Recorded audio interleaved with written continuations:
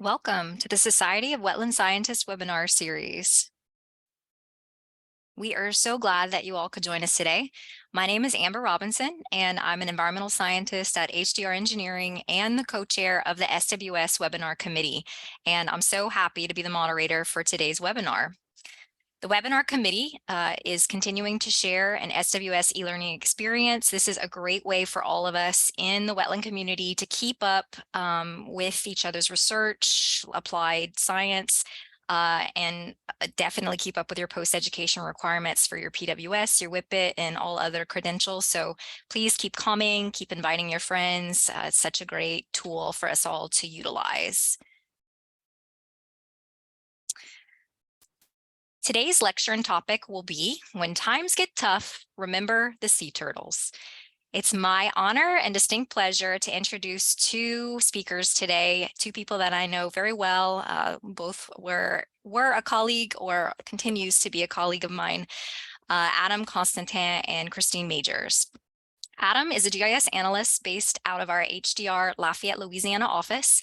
He has over 10 years of experience working with GIS data solutions, primarily on environmental related projects. Adam is a professional wetland scientist and an FAA certified drone pilot. He has experience conducting environmental analyses at local, landscape, and regional scales with a focus on the northern Gulf of Mexico. He has worked on numerous permitting projects in the transportation and energy sectors. Adam enjoys using his technical skills to lower barriers for others to access, analyze, and interpret data. In his free time, Adam enjoys live music, anything that allows him to work with his hands, and of course, spending time with his family. Christine Majors, a certified wildlife biologist, is the environmental program lead for Balcones Field Services. After a fantastic career with HDR, where I know Christine from, she joined the Balcones team last year and is excited about the opportunities to further advance the environmental regulatory services field that her new role will offer her.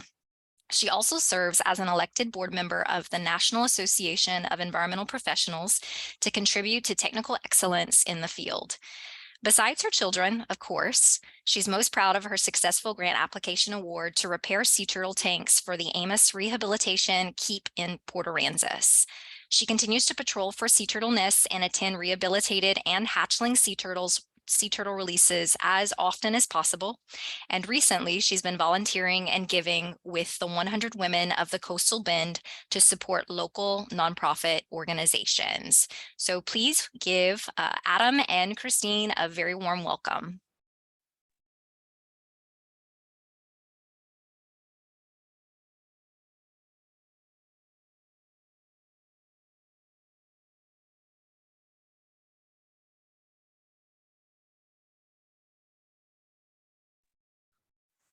Thanks, Amber. All right, I'm so happy to be here to talk to y'all today about the sea turtles that helped us make it through this project. They are the silver lining. So Adam and I'll chat with you for a bit about our lessons learned and all the things we did right and all the fun we had. So again, Christine Majors, Amber gave us a great intro. Thanks for that. But I also want to mention real quick a thanks to the landowners where this project occurred and our clients, the barge owners that both cleared us to present to y'all today and let us talk about the regulatory hurdles. So big thanks to them for letting us present about this today. Adam?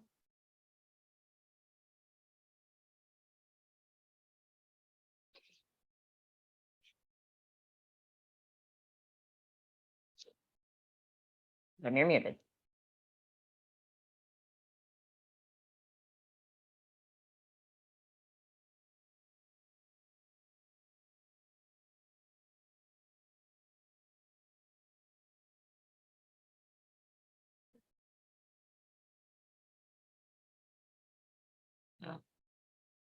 Yeah, Adam's really good at miming.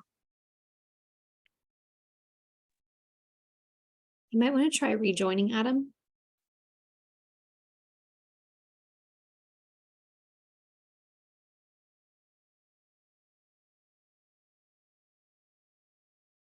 Adam's going to need to remember the sea turtles. Jump off and jump back on. Well, I'm going to give more of the project management overview, and he's going to go into details on GIS and stuff. So, and he's presenting the presentation. So we kind of need his screen. Yep. Okay, I'll switch to presenting. Let me pull it up.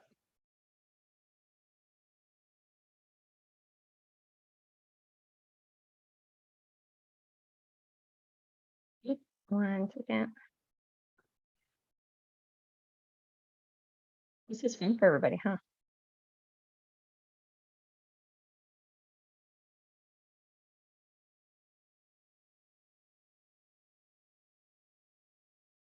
You guys are doing great. Don't worry. Okay, so much fun. Hey, what are you going to learn when we finally get our audio working? Can we hear you now, Adam? No. Y'all, this worked so many times when we were practicing. Well, anyway, hopefully you learned some stuff here. Going to identify the most appropriate. Hey, there you are. Speaking of adaptive management and resiliency, right? Okay, we're There getting you off go. on a good foot here. Okay. See. Well, I can. you give them the learning objectives, Adam. All right, so our learning objectives are to identify the most appropriate permit and restoration plan for your project, recognize support available to applicants from agencies to meet permit conditions, and lastly, we'll give you our tips for a successful monitoring plan through all the challenges that come with a complicated project such as this one. So we have this intro slide here to show a picture of where the barges are on the ground. You can see we got a little skewed here, but this is island along the Texas Gulf Coast. And you can see the cleared area where we removed barges through the dune. So here's your visual of what we're working with from overhead. And you can see on the backside the Lydia Ann Channel, which is the barge fleeting area around here. So let's start off with a poll to get everybody shaking. So everybody wasn't paying enough attention to us on mute. Where was the first American flag ever to fly over Texas territory planted? You can take a wild guess on this if you are paying any attention. Was it Matagorda Island, Galveston Island, San Jose Island, or Padre Island? We need some music. That intro music was pretty good. We should have that for these. Yeah. Oh no, maybe we should get some, I don't know, Aggie War Hymn background music. All right, let's see what y'all come up with.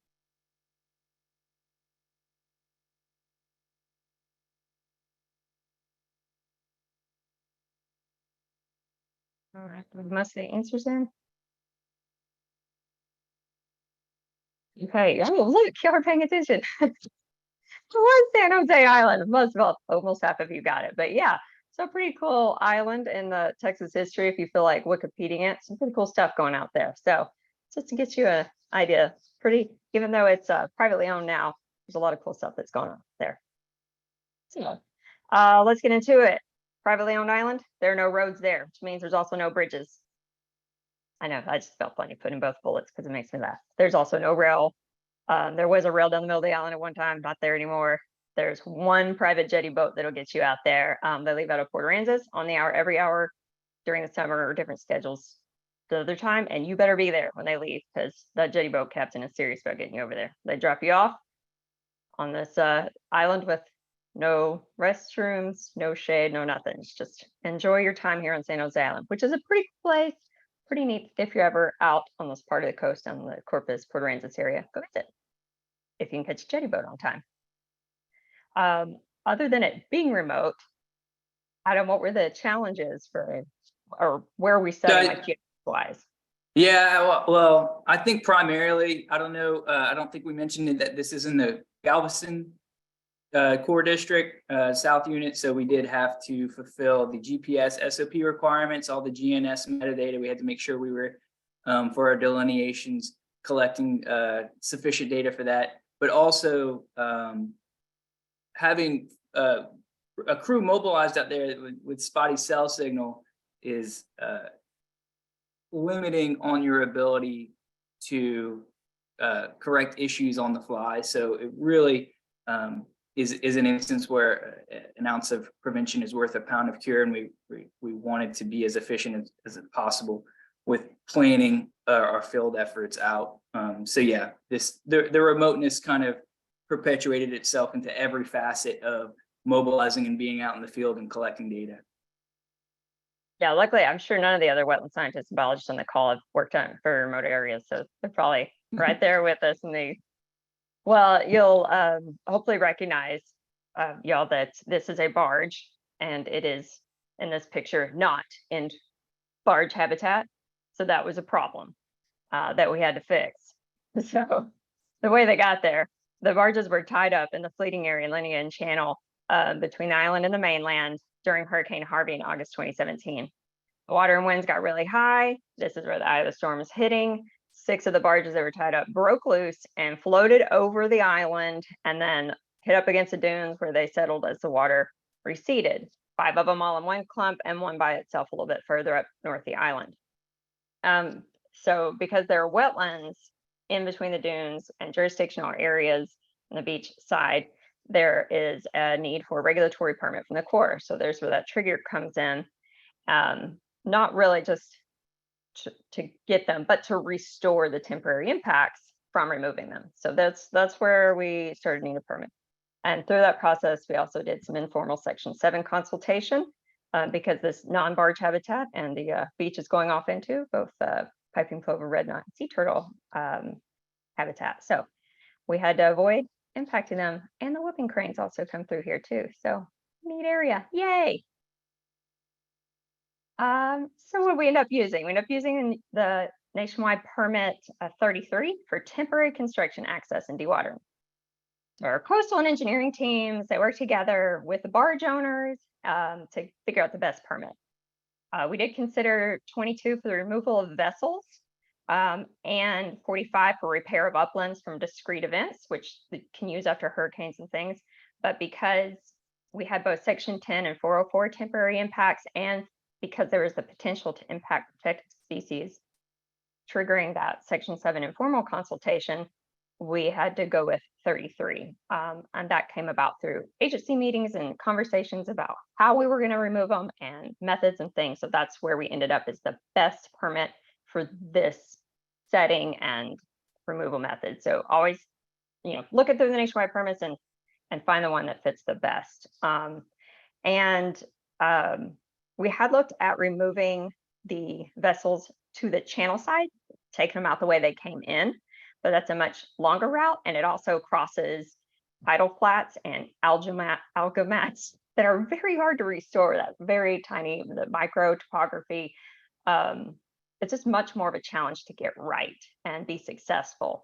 Whereas dunes, they change a lot. They like to move about, and so they were a little bit easier of a restoration effort. And the agencies were like, that seems like a more likely success.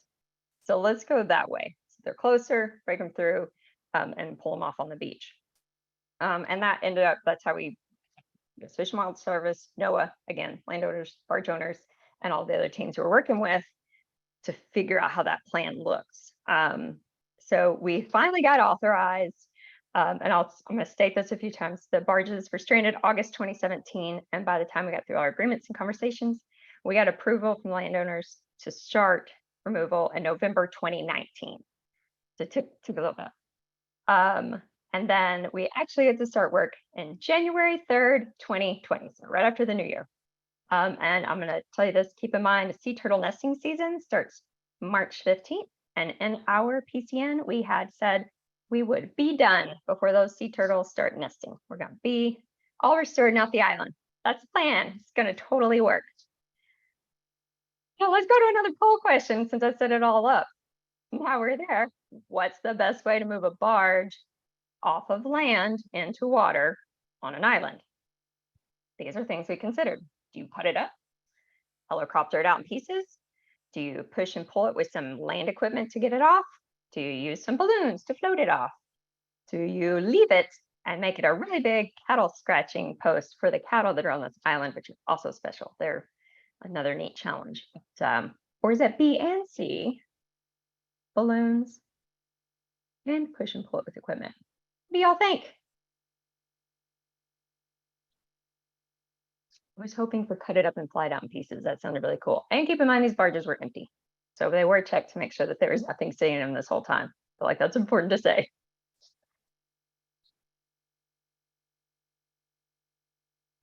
Do more of that music. So how'd we end up? All right, looks like most of y'all think push and pull it with equipment, but it is actually E, push and pull equipment and use balloons. Haha, a lot of y'all didn't know that. I mean, you're thinking little balloons, but there are some really cool giant balloons we can use. There's a salvage company that uses, you can see on the, like underneath the barge here, the black part poking out, it's a balloon. It's a very thick walled balloon, very long ones that they would string under the barges, inflate them, and then use equipment to push and pull them over the balloons. As they rolled out the front, they would bring them to the back and start over. And when we designed the way the permit area, we had to work with the salvage company to figure out what does that turn radius look like to get them out, how wide of a path do you need, how much equipment, clearage and stuff. So that's how our permit boundaries were set, working with that salvage company to figure out that size of impact area and how flat they need it and where any areas need to be filled versus raised, fun stuff. So you can see tiny little people here. It was pretty cool. And there was a separate crew that came in and did the earthwork, the clearing, and to get that gradient down to the beach to make these rollable giant barges. And that's where you had some temporary impacts to fill wetland areas, the interdunal swells. And then you had, we were only using the soil and sand from around the project area. So no non-native, everything we used from around there, which is important. And for all of the effort it took us to get to the permit, it only took 2 weeks to get all the barges off. So that was pretty cool. They had them all pulled off and back off to get at a repair facility within a matter of 2 weeks. And I was at a meeting in Omaha going, ah! When I got the video that they were done, and I was so excited, and everybody thought I was a lunatic, which I was, but there, y'all. So it's a big moment. So let's watch a cool video. It's in double time. So I finally got these barges off. It was so neat. Again, they were stranded August 27th, 2017, set sail in February 2020, before sea turtle nest started. There were environmental monitors going out every day to lead the crews out on the beach and check around equipment and check the area before the barges are pulled off. That was all conditions in the permit. And look, there it is. And there's a tug out pulling it as the equipment behind are pushing it. And there's ropes on those balloons to pull them back in. So they don't go out bouncing into the water. But you'll love this guy's little, wait for it, it is. And everybody around there, I will note, was trained to be that close to the video. No one that was not cleared and trained to be close enough to the equipment was around. So safety. I've got another poll question because I think they're fun. All right. We are going to talk about hay, but first, what's the best way to get hay onto an isolated private island? And I'll tell you why we're doing hay in a minute. So are you going to move a mower and baler with a barge and then use the grasses that are on the island? Are you going to load some hay on barges from somewhere else and then offload into the island and get low impact equipment onto the island and move them that way? Are you going to use a helicopter to move hay from one island to another? Or are you going to use a giant slingshot from Ingleside or Aransas Pass to just fling it over Lydia Ann Channel? I was hoping for slingshot. Let's see what y'all think. I hope everybody picks slingshot. It's hilarious. Okay, all right, most y'all got it right, helicopter. But thank you for the slingshot answer, people. I appreciate that. So, it was a helicopter. Here's the very teeny tiny helicopter that carried bales of hay over 4 or 5 at a time, depending on the weight of the bale for what they could carry. So we had gotten the barges off and we had a large area to restore. Hay was part of the restoration plan that we had agreed to. Following permit, agency guidance, landowner requests, we couldn't and didn't want to create more impacts with restoration. So bringing more equipment on to bale hay and use what was on the island and things that's not an option. It would have caused more fill and things, couldn't do. So we delineated a similar type habitat with the same grass species on Padre Island and bailed it there and then helicopter it over to the project site. And I will just let y'all guys know, because I love spreadsheets, that I did do all of the math cost-wise, 18-wheelers, crews, equipment, all the different stuff we had to do. What's the cost and where's the breakdown? And yes, helicoptering was the most cost-effective and the lowest impact. And we ended up moving 250 smaller round bales of hay to the project site. So that accounting class in college and spreadsheet fun, that really came in handy. Yay! And you're probably wondering why the heck are we talking about hay? This is a regulatory permit question. I will tell you. So working together on this with the landowners and representatives, they requested that we use hay and 3-foot lifts when we restore the dunes. The dunes are pretty tall here, so every 3 feet, put hay in, help stabilize, keep these restored dunes there, and then also till it into the soil and sand on top for both reseeding, giving the seed bed out there so we could have stuff to grow, not having to plant everything, and stabilize the sand so it stays there a little bit longer, has a little bit more time to become back to a real dune.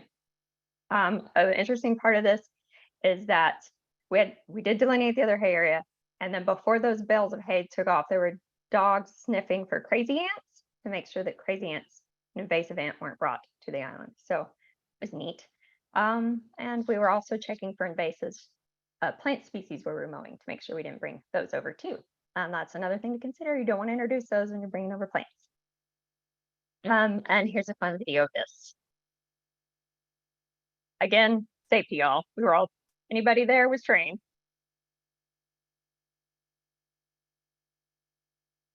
Set down in our project area.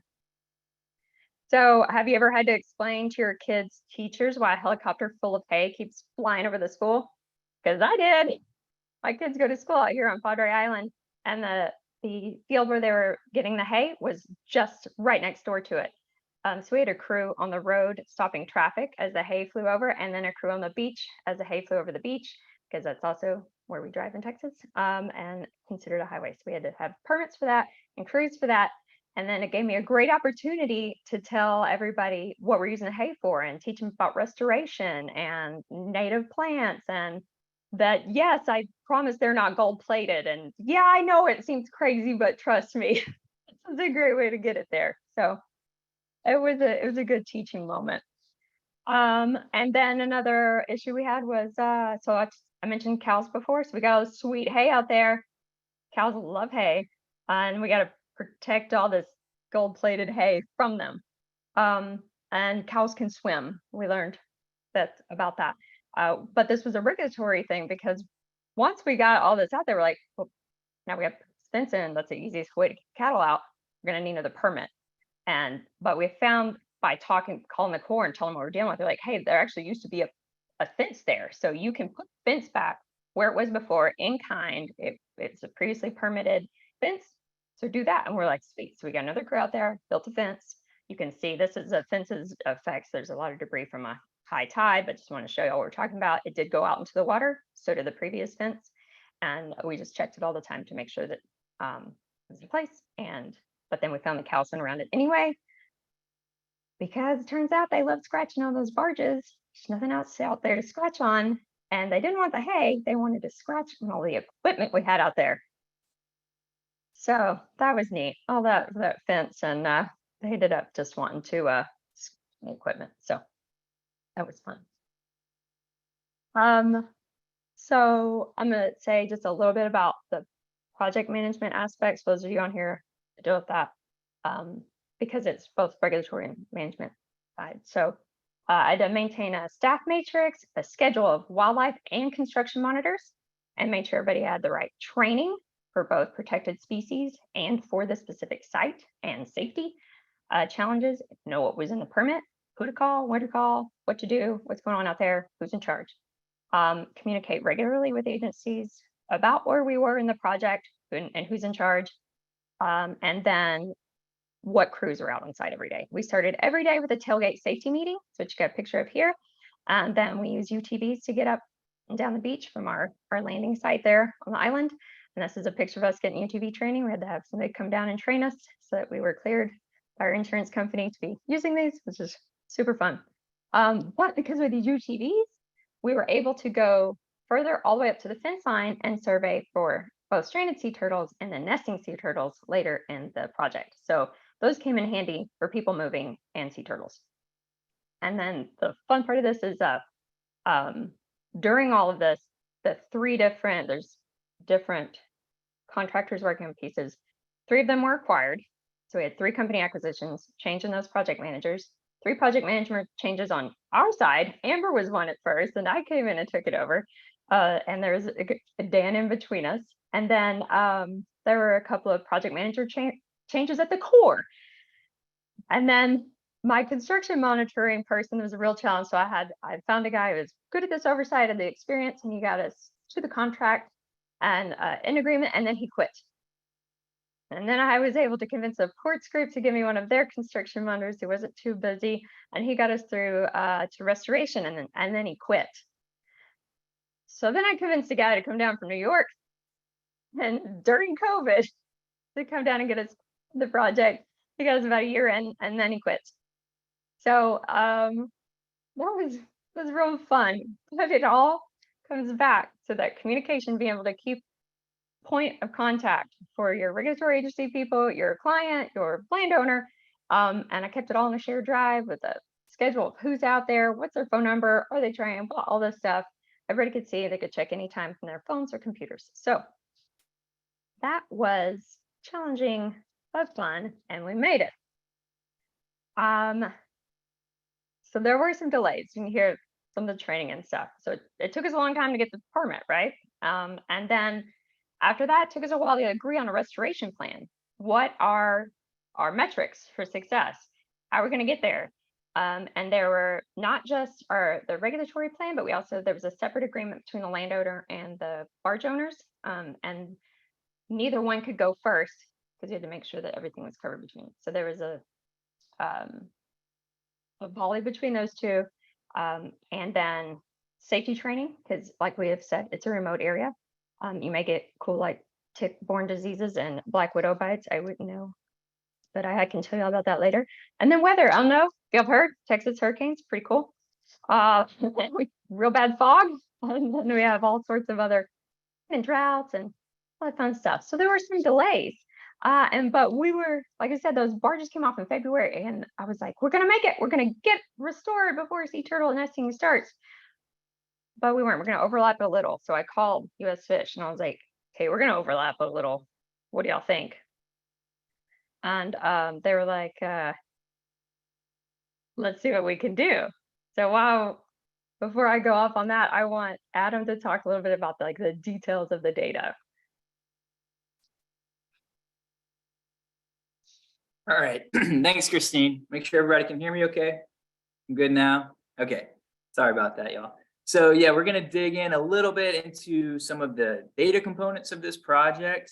As Christine referenced, there was a lot of staff and also just company turnover during construction.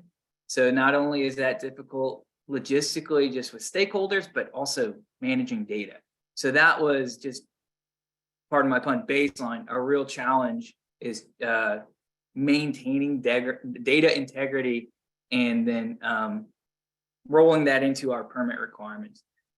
So we're going to focus primarily on vegetation and topography for our data metrics here. And these figures are taking the aerials that you see are with the work ongoing. You can see the 5 barges on the south barge area with the 2 control areas near there, and then the north barge area with the barge and the path cleared through the dunes all the way to the beach into the Gulf. And overlaying on top of that is the habitat classifications that were delineated prior to the commencement of work. And one thing to note about these habitat classes is that they are static. That's what we reported in the PCN.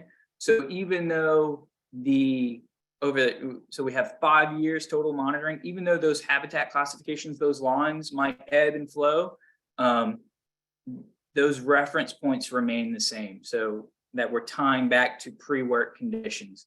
So it's a bit, I think, unique to this project in that way. So our habitat types, just to run through them real quick, are high marsh, which is the big pink area up at the top, and then dunes, barrier island, interior wetland, which is the green, and then another dune, and then a foredune. The south area has a little black dune sliver there that was unique to that location. And then the North Barge area also had the beach above high tide line, where our study area just kind of went further into the surf, and also this this non-tidal pond gray it's actually on the north, but it's all the way on the right side of that figure, where I don't know if we mentioned, I know we said hurricanes, but specifically Hurricane Hannah came through right after the restoration for the North Barge area. So we had to develop a whole addendum for our metrics there, and we had to kind of modify we had to create an adaptive management plan for the measuring the success, just to integrate the fact that there was a hurricane that blazed through that whole area. Yeah, and then also just quickly, the baseline data points, you don't have to go back. The baseline data points were taken from different sampling times, because one of the requirements was that we sampled a specific amount of quadrats within each habitat type, and referenced them back to those baseline data. So we drew transects. You can see here on the bottom left, this is actually a tool. I'm going to come back to this figure, but you can see the transects that we drew through. And we initially, whenever we were planning for how to develop our field techniques for monitoring, we started with typical scatter, and then we did equally spaced transects. But in working with the landowners, we had explicitly, in the permit to have a landowner agreement on these metrics. So we developed a technique that kind of focused more on areas that were more heavily impacted during construction. So we developed quadrats that we would resample. First, we had 60-day, then 6-month, and then now we're on the annual. We're actually doing our second annual this April. We'll be out there. But yeah, those green points on the bottom left are those quadrat locations. So yeah, at each spot, at each quadrat, we would measure. Oh wait, go back. Sorry. I think, yeah. At each quadrat, we would measure vegetative cover, which, as those of you who have ever thrown out a quadrat, the percent cover of your vegetative cover can be over 100%, right? So we also had a separate metric for bare earth, because our vegetative cover restoration metric was actually based on at the inverse of 100%, right? So we took the bare earth number and used that, and we used the species richness data from the other data. So that was kind of something we had to think of going into it. And then we also documented the presence or absence of invasives as we saw them, and removed them. Yeah, and then at the bottom, again, this is just the snapshot of the attachment viewer tool in AGOL. And what we use that for is just whenever the field folks would get back into their hotel or wherever they were after a day in the field, they would just run through that and double check their data, make sure everything was syncing, because typically when I know I have a crew in the field, I like to check the data, make sure all the GNS metadata is uploading if they need that, and all the photos are uploading. But for something like this, again, the cell signal's real spotty, and with access being such an issue, going through and checking all that data, making sure everything's adding up correctly and everything's being captured adequately, was really beneficial for us to make sure we didn't make any mistakes we couldn't go out and fix the next day. All right, now we're good. So this is a visual representation of the vegetative cover captured in the first annual monitoring report. The numbers are actually the quadrat numbers by the transects. So that has nothing to do with the veg cover. You're just looking at the color here. But you can see generally it makes sense as to what you'd expect as far as how rich the color is on the spectrum from red to green with their respective habitat. Primarily in the North Barge area, our problem child. You can see all the red around where there's that washout pond on the right side of the figure, on the north side. You can see there's that big washout, and that's where all that red is. But we'll see in kind of using this data all in conjuncture, you know, you can see using this with the topography, you can see where all that's moving. So, and some of the vegetation even might be moving outside of our study area, but for us, just demonstrating that the ecosystem on the island is performing back to its normal kind of unencumbered functions, and that the project didn't have a significant negative effect post restoration. That's kind of what we were looking at. So and that's easier. So with the vegetative monitoring, we actually met all of our metrics except in the North Barge dune area, which we were able to kind of explain and put a little asterisk. It was good. But next slide. Yeah. So for the topographic monitoring, again, we were able to kind of use all of our data in conjuncture to paint a picture. For the topographic, that was especially easy because outside of the initial restoration, there weren't really quantitative metrics. So, you know, whenever we did the initial from the as-built restoration, there was a threshold that we had to meet. But after that, the way the permit was written, I think it's no significant loss to elevation, something like that. So it really left it open. And just by the nature of that language, the nature of what we were kind of charged with, we spent a little time making sure that we had a visually accessible way to represent the data so that we could have conversations with the landowners, have conversations with all the different stakeholders involved. So that's what you see here. You can see the blue spectrum is elevation gain, and the yellow, it starts with the kind of pale green, but the yellow to red is the loss. And yeah, so those blue polygons, again, we had, in addition to the habitat types, we also had work areas that we had to take into account where different project components were kind of taking place. So we had a lot of balls in the air, a lot of cooks in the kitchen with interpreting this data. So being able to represent it in different ways was kind of important for us to be able to tell a clear and concise story. Especially, you know, the further away we get from construction, it gets a little easier now because all of these reports only go back so far into, you know, the previous monitoring event. So this is from our first annual event. So this went all the way to our reference. But after this, it's like our 2-year that we do is just going to come back to the 1 year. So showing that there's no elevation collapse taking place anywhere that's not also captured by the controls. One thing I will say too for the topographic data is that stitching together an as-built with multiple surfaces from locations that had construction ongoing at different times, that had approvals at different times, it was a real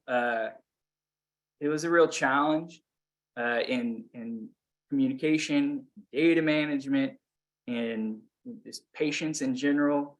But yeah, we essentially had to stitch something together, have everybody agree on it, primarily the landowners, make sure that it passed snuff for them, that they were good with our as-built, but yeah, just to say the whole data management aspect through changing hands was a real challenge. And, you know, I'm just happy I'm happy we came to it. I'm happy we all agreed on something, and we're able to kind of show this now. Thanks, Adam. Yeah, I think I grabbed the report without your cool tables in it. Sorry about that. Thought I got the That's right. fine. Yeah, so he did have a cool table that y'all will see in the PDF after this. But so all of that detail to say a few lessons on the restoration plan, and then I'll get back to sea turtles, I promise. Think about your plan versus your reality. Build in some flexibility. Sometimes I can feel like, well, that's just setting you up to fail because there's not a real measurement, or there's not a real, we like to have specific measurements. We like to have that, but this is a dune habitat on a barrier island. It's going to change, and you're going to have to be able to roll with that. Now, when you're inland on a more static type of habitat, you're not going to need that flexibility, and that's where you may think about having more measurable.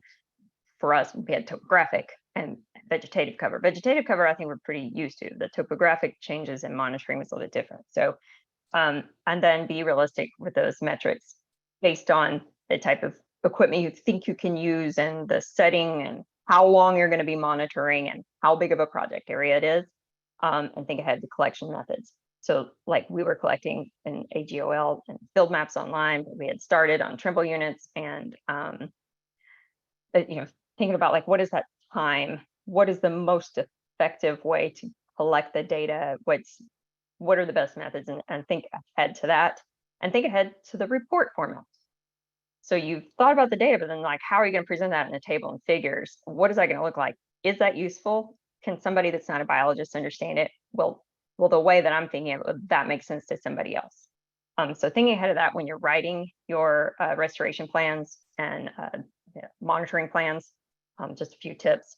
Maybe everybody does that all the way. Maybe you've already learned this lesson, but I did. So there, if you haven't, now you can. Physically think about, what's this going to look like when it goes to the core? Is this, or how's this going to end up? And is it going to be something that's super time consuming to redo every year, or can we manage it?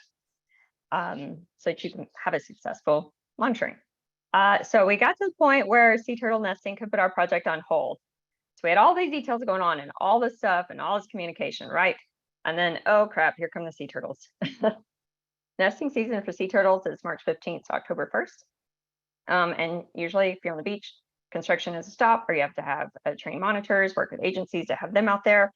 And the agreement was that we weren't going to be out there. So that's what our PCN and consultation had said. And then, oh crap, we were there, and now it's COVID. So we called to say, hey, to ARC, Payments Rehabilitation Keep and PINS, Donna Shaver, can y'all send some people out here to monitor? And they're like, no, because of COVID, we don't have volunteers, and we also don't have boats to even get over to San Jose Island because we don't have captains. Guess you'll have to wait. And we're like, hey, how about we got some projects out there? Can y'all train us? And they agreed. So we had 7 or 8 of us, after been out in the field all day monitoring, came back and did 2 or 3 hours a night of training through slideshows. Thankfully, Donna and our folks at ARC were so kind to put together and walk us through it, verify our credentials, and put us on the scientific permit with ARC to be able to handle sea turtles. So they trained us to identify the nests and collect the eggs.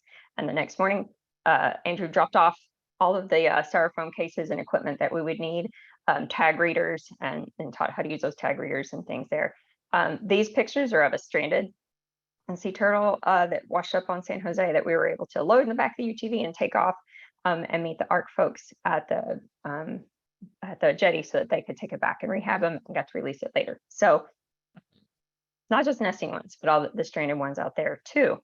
So a big kudos to our team and ARC and PINS for training us and getting us on that permit, because that allowed those trained people to then be in front of the equipment and walk around every day and check and make sure we weren't going to impact it. So here's the cool stuff.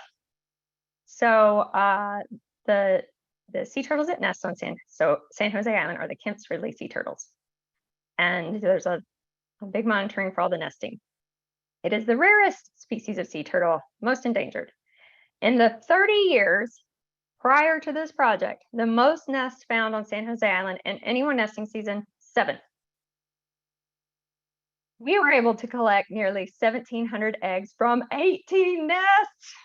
We were there every day, all day. We found a lot of them, and it was so exciting. Just for reference, that year, we found 18 nests. There were 262 Kent's Ridley's nests found on the Texas coast in 2020. So you have pictures here of us getting the eggs from the nests and putting them in the incubator styrofoam cases. They go back to ARC or PIN's Sea Turtle Lab, where they incubate for 45 days. When they start hearing them hatchling, then you have a hatchling release.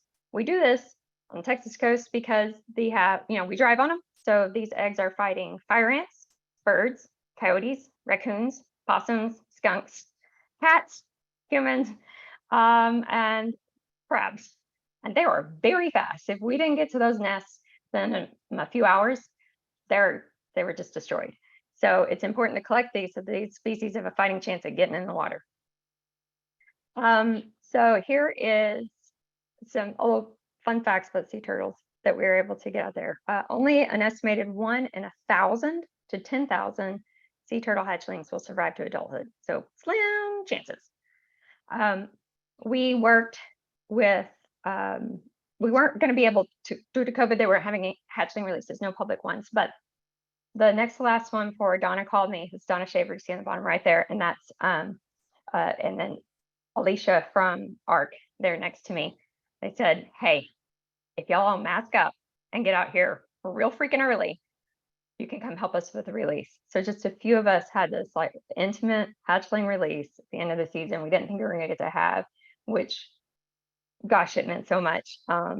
And luckily we were able to be there because it's, when the hatchlings are ready, they release them. They don't care if you're ready or not. So here's your Zen moment. This is what, out of this hectic project, out of all of the challenges and lessons and changing hands,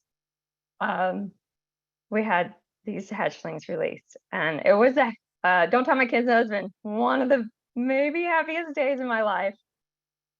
This is a once in a lifetime experience to get to collect these sea turtle eggs, get to release them, and have a real impact on this species. It's very endangered because of this project, because some barges got stranded and we had to restore area behind them. And it all took so long that we didn't have to get this training and go through all these permitting processes, talk to all those regulatory folks. This is the silver lining. This is a big Zen moment. And we got to really help this critically endangered species. So there's a few more years of annual monitoring to do out there, and hopefully the crews can continue to help identify sea turtle nests and monitor, and the love of the sea turtle hatchlings as that bug's been given to everybody else on our team. And we're going to continue trying to help more and more along the Texas coast. But that's all I have for y'all. Hopefully there's some cool questions.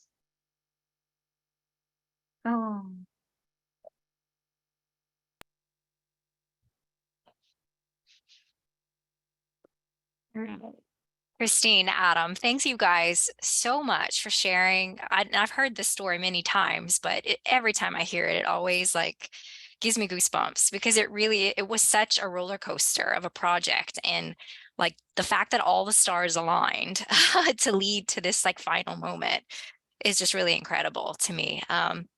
So yeah, thank you both so much for sharing. So interesting.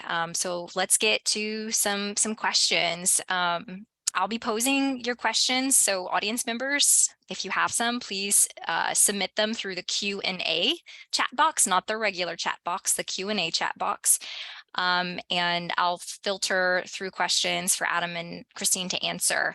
If you forget to ask a question, or if you leave before the Q&A is over, feel free to email Adam or Christine. I think y'all are okay with yes, just email them directly and they'll be happy to answer any questions you guys have. So we'll get started. Aaron, I'm gonna butcher the last name. I would say Leger, but it's probably Leg. But Aaron Leg says, so cool. Not a question, just a very exclamatory statement. agree. Gordon Shaw wanted to know, how was the project funded? Great question. Privately funded by the barge owners. So they funded all of the restoration efforts. Even the gold-plated head. Yeah, it's a great question, especially, federal triggers. There was no, public money used for any of this. So that's interesting. Everything was privately dealt with. Private yeah. barge owners on a private island. So yeah, kind of unique. Let's see. Nancy Makofka asks, since the island is uninhibited, why was there a fence? Did you remove the fence after completing the restoration? Yeah, the fence is there to keep the cows away from the hay. There are cattle out there that they keep on the island. They're a special herd. If you ever read about them, there's even a historic marker over here across the street from on the island about them. And the fence was there just to keep them on the other side from our restoration efforts, so that they wouldn't eat the plants we were planting or the hay that we were putting down or get hurt on the silt fences and things. So we were trying to keep them out of the project area. And so that's why we had. What about, let's see, Aaron Legg has another question. Why wasn't nationwide permit 27 applicable? Did y'all consider that nationwide permit? Yeah, let's see, that one either we couldn't use for the conditions under the 2017 because of the section 10 and 404. I don't have the nationwides up in front of me from back then, but it was either that or that it was out because of the potential to impact protected species. Let me look real quick, but there was a condition that we couldn't meet on that one because that would be your natural go-to. Yeah, I'm sure your section 7 consultation ruled out several nationwide permits. Y'all, I felt like y'all were probably lucky to get even, one, be able to, file it under one of them, all things considered. Let's see.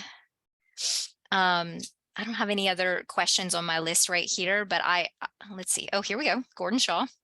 Was there regulatory pressure to remove the barges? Did you mention there would be penalties the longer they were on the dunes? That's a good question. Yeah. So there was pressure to get them off because they're unnatural, and it's mostly was from the landowners. They didn't want barges hanging out on there. And of course, the public was concerned about there being things in the barges, although they were empty, and tested to make sure that they weren't leaking anything. They didn't. They were good. They were brand new barges, which is why they were worth spending all the money for. Double hold. So there was some pressure to get them off and get the area restored faster. After a hurricane, you want to get all that stuff done, but it was more pressure to do it the right way and the way that made the least amount of additional impacts. That's where the pressure came from, really, and to avoid impacting nesting sea turtles. And no penalties for, keeping them on for a particular number of years or time? Not from an agency, and I don't know if there was between the barge owners and property owners or not. That's not something we came up with, but I bet if they sat there long enough, there would be. And I don't remember how long, like, before they contacted us. I mean, I have to imagine that it happened pretty quickly. I feel like the beginning was fuzzy for me because I didn't get involved right away. Just curious how long after the hurricane happened that we got the phone call, Yeah, it was pretty quick. It was like a month or two. And then they're like, we're going to need a little bit of help, because I thought it was just any other salvage event. You make them off and go about your day. But it landed on a very different. So yeah, a little bit different situation. Looks like Jason Tucker has a question related to the sea turtles. Does the Kemp sea turtles nest elsewhere, or are they only found on that particular island? They nest up and down the coast and down into Mexico as well. And there's several places, but it's just that they're the only species that has been found nesting in San Jose. But they do nest the rest of the coast. Sounds good. I'm interested in the topographic monitoring that was done, Adam. On that figure, I noticed there were areas that were not colored. Was that Sure, yeah. because, what did that mean? Well, it's just within a foot. So I what see. we didn't show, we wanted to highlight areas where there was change. Mhm. Otherwise, it would just be a full color picture. And Sure. also to demonstrate that the majority of the project area, there wasn't significant change. So, you know, we had, I think it's within 1 foot and -1 foot, it was Mhm. clear. And then outside of those was where we kind of highlighted those changes. Just to, again, that was something that came, the first version had a full color, believe me. And then that was something that came through iterative changes by, you know, just communication and trying to figure out how to best represent the data in a way that, you know, kind of got to what the question we were answering, I guess. Yeah, that comment response Mhm. between regulatory authorities, stakeholders, and in this case, landowners, which The you don't landowners, necessarily yeah. have to go through a lot of times, I think Mhm. was a really unique part of this whole project. You really had to almost please everyone in this scenario, which was not easy to do, you know. It's Um, challenging as a consultant. You want to do what's right by both your client and survivologists, by the environment, and then follow regulatory. And so there's plenty of yeah, boxes to check. there's a balance, you know, between Mhm. mitigating risk for your client and, you know, having your own, because you're from there, you know, I feel like, especially for you, Christine, that's your home. Yeah, You have your own ideas don't about mess how it you want up. to see. Yeah. We did love all the stories in our local newspaper about the state of the barges. We did have a lot of people coming up the island and checking it out while we were out there. So, Oh, um, interesting. You have some yeah, good stories to share? yeah, they'd just be like, "What are y'all doing? And where's your permit?" You know, because people know here what needs to be done, and they had to get people back to a safe. They wanted to see barges rolled out on balloons, what all his equipment was doing, but we had to keep them back from a safe distance. And then the public part of this beach, it's just the beach. Anything behind the dunes is the property owners, and so there was a lot of um, keeping them off the dunes from messing with the equipment and being back there because they weren't supposed to be there anyway. So even though they were interested, we had to like post signs and have somebody out there to be like, "Hey, turn around, go need your Yeah. help." Safety from the public, not just from the cattle. Yeah, and the That's, rattlesnake. oh, there were rattlesnake situations too? Oh, quite a few. Yeah, Yeah. So y'all had some yeah, sightings.